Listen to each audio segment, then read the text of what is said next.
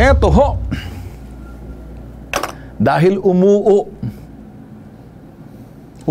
lang doon sa tabi-tabi, sa may mga kogunan. Gabi kasi, hinuli ng mga lespo. Magkaibigan. Yung isa sa kanila umuo, sa salitang kalye, umechas. Sa damuhan, nabagaan siya.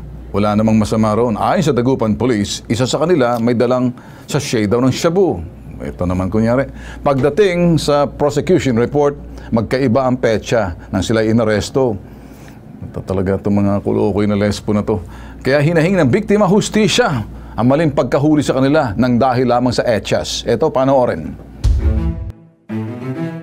Lumapit po kami sa bitag para humingi po ng tulong sa pangyayaring pag-aaresto sa amin ng pulis noong August 4 ng madaling araw, bandang 11. Hindi po namin alam kung bakit po kami hinuli, basta pinasakay po kami ng police mobile nung napadaan po sila kung saan po kami bumibili ng sigarilyo.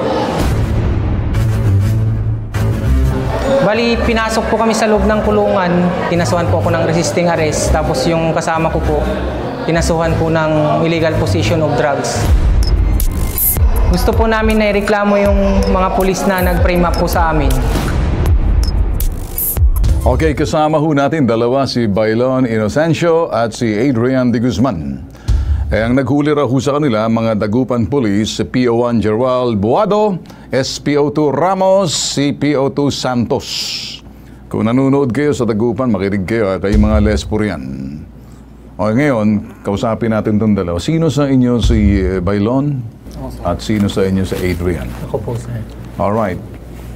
Kayo ba ay mga bagong salta sa Dagupan? Or kayo ay mga taga roon? Kayo ba ay tagalabas na bayan na yan? Or ano bang storya dito? Bali yung magulang ko, sir, nakabili po ng bahay sa likod ng bahay ni Divinisha po. Si ano, okay. Okay, sa likod. Tapos, opo, okay. Nakabili po siya ng lupa doon, pinatayuan po ng bahay. Tapos, ako po, nag-work po ako sa Manila. Sa Manila ka, Opo. pupunta ka roon. Dito ka nagtatrabaho? Opo, sir. Okay, ikaw naman, Bailon?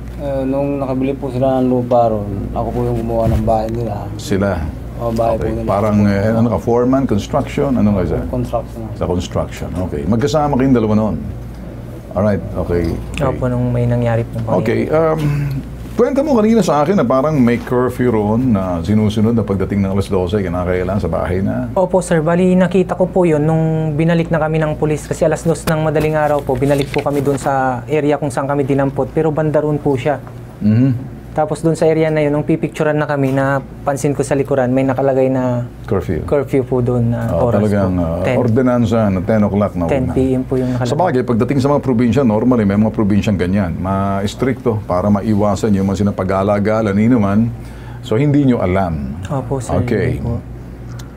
Kayo'y sinasabi nyo galing sa inuman? Bali, nag-inom po kami sa bahay, sir, kasi magbo-birthday po ako ng sa bahay August 5. that time. Okay. Opo. So, pagkatapos ng inom sa bahay, umalis na kayo. Opo, naubusan kami ng sigarilyo. Sabi Naubusan ko po, kayo, bibili po ako bili tayo ng sigarilyo, kunin mo yung pera mo. Sabi, kunin ko rin yung Tapos, pera mo. punta kayo, lumabas kayo ng bahay. Lumabas po, Ang sir. mga anong oras na? Alas 12 na? Wala, Mga, Mga 11 na, mag-alas 12 na. Mag-alas 12 Okay. po, sir. Opo. Tapos, punta ka ng tindahan, bumili ka ng Yossi. Opo, sir. Okay. Pero ang plano namin, sir, pagkabili namin, pupunta kami ng bayan, maghintay kami ng tricycle kasi magbibidyo okay po kami sa bayan. Video okay pa kayo? Opo, bayan po ng Dagupan. Sana man kadahilanan, medyo inabot ka lang ng Call of Nature. Opo, sir, yung Okay. pag ganun po sa may Sa tawag ng kalikasan. kubo-kubo yun, sir. Sa Kubo-Kubo, ngayon nakita mo yung kakugunan. Oh, may damuhan po sa likod. Doon ka po, ng sir. cover na lang. Opo, sir. Madilim naman. Opo, madilim Alright, naman, sir. so Tumago ako sa what a madilim na relief. area. Na-relief ka naman doon. Yes po, So in sir. short, Tapos sa Kalistang naman po Kalye, ako. nagbawas ka lang. Yes po. Sabang siya naman, nakaupo doon sa kalsada, binabantayan mo Inaantay siya. po, sir. Opo. So dumating yung mobile. Opo, sir. Opo. So ikaw unang nakita. Opo, sir. Anong sinabi sa'yo? Ba't ka nakaupo riyan? Bigla po kami, pinapasakay na po ako sa mobile. Ikaw, pero bago ka pinasakay, tinanong ka, anong ginagawa mo riyan? Opo, sir. Sabi ko, hinihintay ko yung kasama ko tumahan. Pero ikaw medyo nakainom ka na doon. Naamoy ka ba nila? Nalasing ka? Hindi po gaano, sir. Hindi pa gaano, kukunti lang. So habang hindi pa siya lumalabas dahil hindi pa siya tapos doon sa kanyang Call of Nature. Opo, sir. As in, okay. No, ikaw nang lumabas ka, ano nangyari? Pasalubong na po yung dalawang nakasibilyang pulis sa akin. Parang sinabi, saan ka nang galing? Opo, sir, saan ka Anong nang ginagawa galing? mo riyan? Opo, Anong sir. sinabi mo? Nagbabawas lang. Sabi ko po, sir, katatapos ko po nagbawas dyan, sir, kasi sumakit yung tiyan ko po, sabi ko po. Okay. So, anong sinabi niya? Sabi niya, sumama ka sa amin, sabi niya po, sir. Mhm. Tapos sabi ko, sir, bakit ako sasama? Wala naman akong So, kasalanan. nag-resist ka doon, na tinaas mong kamay mo na ano, parang ayaw mo, Opo, kasi sir. gusto kang pusasan. Parang medyo niridi ko lang po yung sarili ko, baka damputin po na nila akong ganun po eh. Kasi yung mga pangyayari na, parang nag-ano sa akin yung mga pangyayari na baka... Baka salvage ka, Opo, ganun mga po. ganon. Baka salvage po, damputin na po. So, ready ka na to rumble, just in case. No sir, siguro i-ano ko lang sila sir. Tutulak mo lang. Ihiwalay ko lang po Ihiwalay sa sarili. mo sila. Opo. Malaki ka, ano? Sino yung mga pulis? Maliliit. Opo, medyo maliliit. Maliliit po lang. So, pinusasan ka. Sila. Opo sir, bali pinusasan ako. Anong sinabi sa'yo? Ba't ka raw Dalawang pinupusasan? Ba't ka inaaresto? Wala Sinabihan ka ba? Inaaresto ka namin. Wala po silang So, hindi ka sinabi, sir. naniwala. Sinabi mo, nagbabawas ka lang doon sa Opo, kakogonan. hindi sila naniwala sir. Eh, ba't nila tinignan yung kogon kung nandun kung talagang may binawas ka roon? Wala, parang naging Ayaw. motibo nila sir. Pusasan na po ako nung time. Pusasan sir. ka na lang. Opo. Sakay-sakay. Tapos Gawa sakay nga sa ng sabi mobile. nila, ordinansa na terror and curfew na alanganing lugar, alanganing oras kayo sa alanganing lugar. Siguro sa pananaw ng mga Opo, pulis sa ganun. pananaw. Alanganing oras, alanganing lugar, tapos kayong dalawa. Madilim pa siguro, baka akala Opo, mga medyo pugante madilim kayo, po, takas sa ano, kung saan. Opo. Medyo Okay. madilim po yung Tapos lugar na yun. dinala kayo sa presinto. Opo, dinala po kami sir. Oh, pagdating sa presinto, Ay, anong dinala ginawa? muna po kami ng medical center sir. Dinala muna kasi medical. Region 1 Medical Center po. Alright, medical bakit daw po. kayo dinala? Parang nagpa-medical kayo. Opo, ipapamedical po sana kami. Sana po kami sir. Oh, anong nangyari? Nagpa-medical naman. Sabi nung police ni Police Buado, sir, upo muna kayo dyan. Upo muna kami. Tapos Okay. dumating po yung doktora. Mm. Sabi ni Police Buado, Doc, ipamedical ko nga yung mga to. Sabi niya. Tapos sabi ni doktora, tiningnan lang kami. Oh, influence of liquor. Oh, okay. Tapos So, ibig maya-maya- sabihin, nakita na kayo lasing, okay. Opo. Maya-maya, sir, kinuha na, tinawag niya na kami. DUI. Oh, tara na, sakay na kayo ng mobile. Pag sakay ng mobile, diretso na po kami ulit diretso na po kami ng... Sinabi ng doktora, okay, that's... Kayo Opo. mga medyo nakainom. Opo, influence of liquor, sabi Okay, niya lang. okay. Tapos, pagdating sa presinto, Pagdating sa presinto, in-interview po ako, tapos pinasok na po sa kulungan, pero hindi po ako kinapkapan, sir. ano sinabi siya? Ikaw inaaresto, ikaw binasahan ba ng iyong Ako may karapatan? pusas, sir, pero siya walang pusas nung... Ba't ka pinusasan? Dahil malaki ka. Baka akala kakasa. Hindi ko lang po anong basta sabi ko, sir. Ikaw pinusasan, siya hindi. Opo, sir, siya hindi. Ba't ka pinusasan? Dahil magbawas ka doon sa kakugunan? Ma- Or pumalag-palag ka, nag-resisting Opo, arrest? Resisting, ayaw ko Resisting arrest. magpapusas, sir, po. Pero sinabi ba sa iyo na ikay inaaresto namin? Wala, sir, po silang sinabi, sir. Basta sumama ka sa amin, Tapos hinawakan pinasok po. na kayo sa kulungan.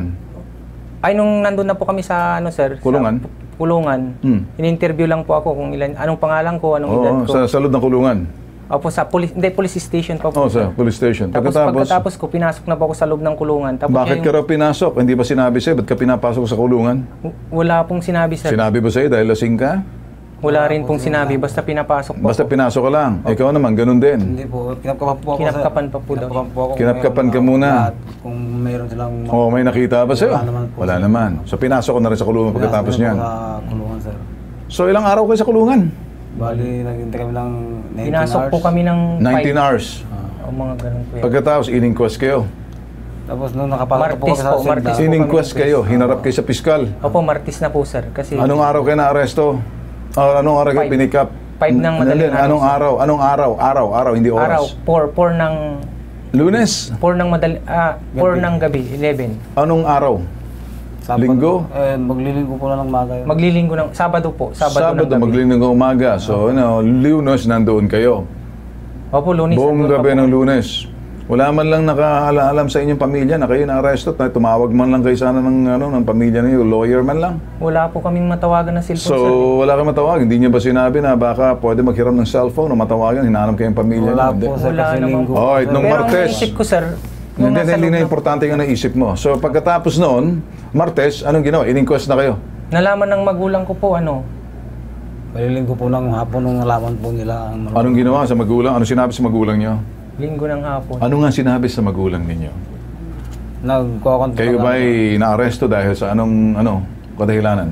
Wala po Wala sinabi naman po kami silang na sinabi. na-arresto po. Pero bakit doon sa inyong papel kayo inaresto because of drug possession? Yun po, pangalawang labas po. Nilabas namin. po kami kasi, sir, nung pinasok kami ng una, 2:00 ng madaling araw, nilabas po kami ulit doon sa kulungan. Yun na yung pinicturan po kami, dinala kami sa crime scene. Kasi tumawag pa po sila ng dalawang So dinala kayo sa crime scene doon, parang ni-reenact nila Opo, tapos tumawag pa silang dalawang tanod sige. po, sir, tanod. Alright, sige. Diyan muna kayo, no? Ito, I'm sure nakikinig sa atin si Attorney Batas Mauricio. Magaling to pagdating sa batas.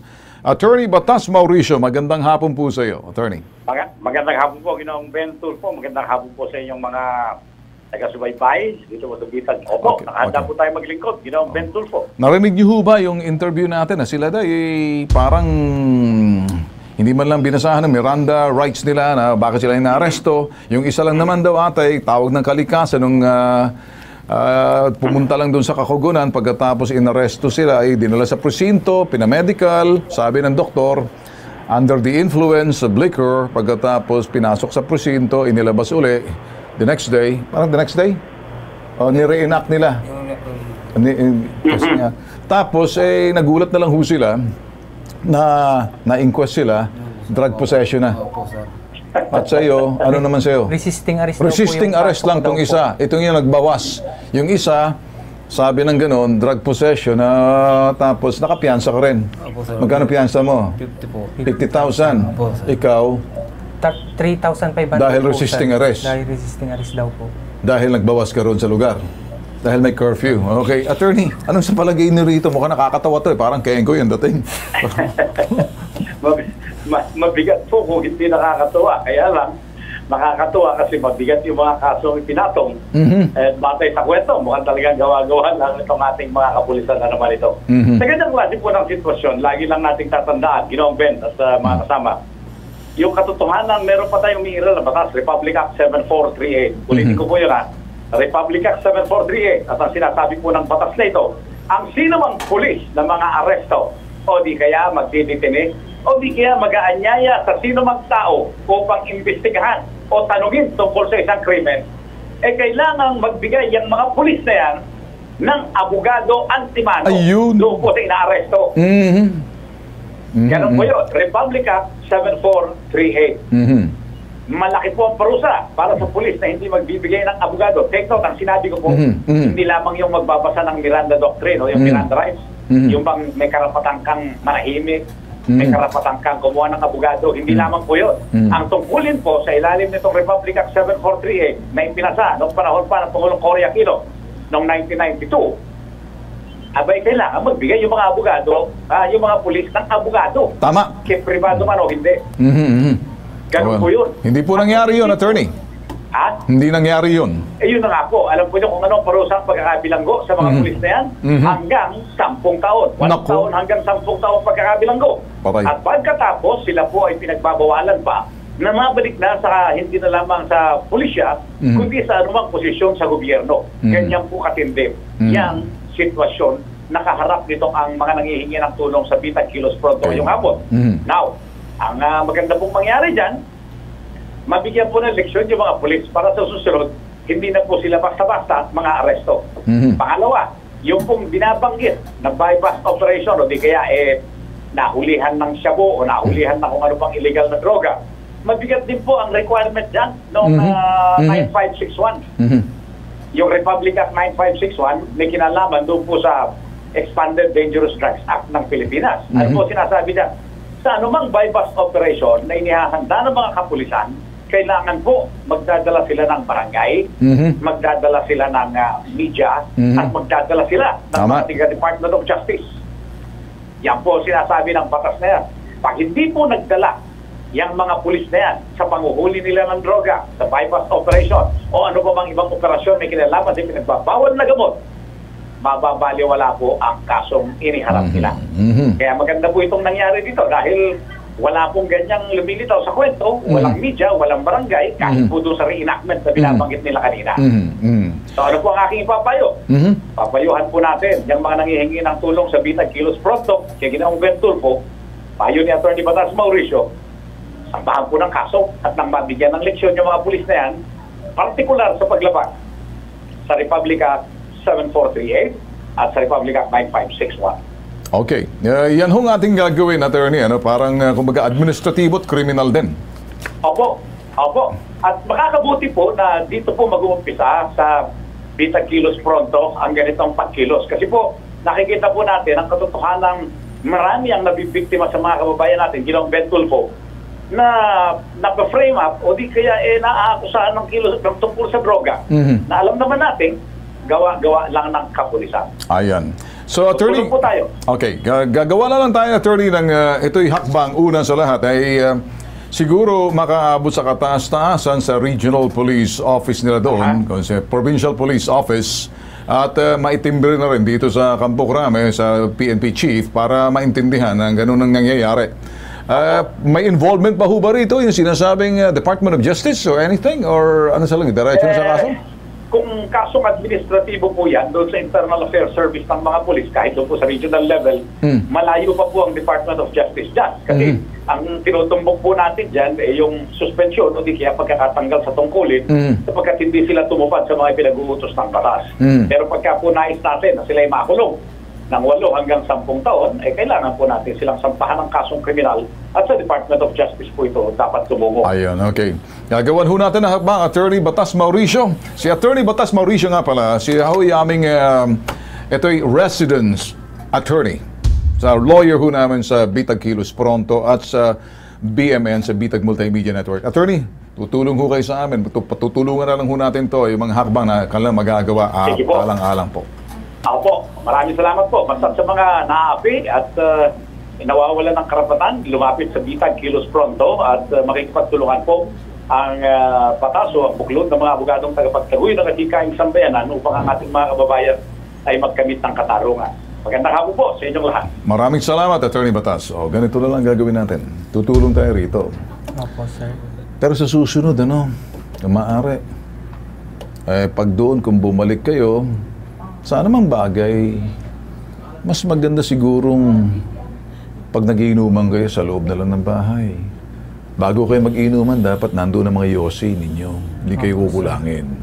Pag medyo nakulangan pa kayo, wag na kayong pumunta sa bayan para mag-video, video ka na. O di malalagay ko sa alanganin. Pero ako nakikita ko, parang sinadya ng mga pulis na guluhin yung nakasulat para eventually na hindi rin sila sisipot kasi parang pahirap lang naman sa iyo. Pero gagawa pa rin tayo ng hakbang dito para makaabot sa kataas-taasan na may nagbabatsid, may nagbabantay ang Bitag Kilos Pronto. Okay? Opo, sir. Okay. Salamat po. Ikaw ba'y pag sa umaga, ginagawa mo yung morning ritual? Ano sabihin, pagka umaga, pagkagising mo, inom ng maraming tubig, sabay uo. Hindi po, sir. Anong gusto mo? Pag nabusog ka, uo ka na lang, alanganin. Pag naramdaman ko lang, Pag sir. naramdaman mo na, sanayin mo sa umaga, maging regular, umuo ng maaga. Para sa ganun, hindi ka madisturbo, aabutin ka kung saan-saan. Opo, sir. Agree ka ba dyan? Oo, hindi. Oo, sir. Kaya siya ganun, ikaw, lagi kang handa. Kasi regular ang ritual. Minom na maraming tubig, ha? Opo, sir. Para hindi kayo nakakonstipate. O dyan lang kayo muna.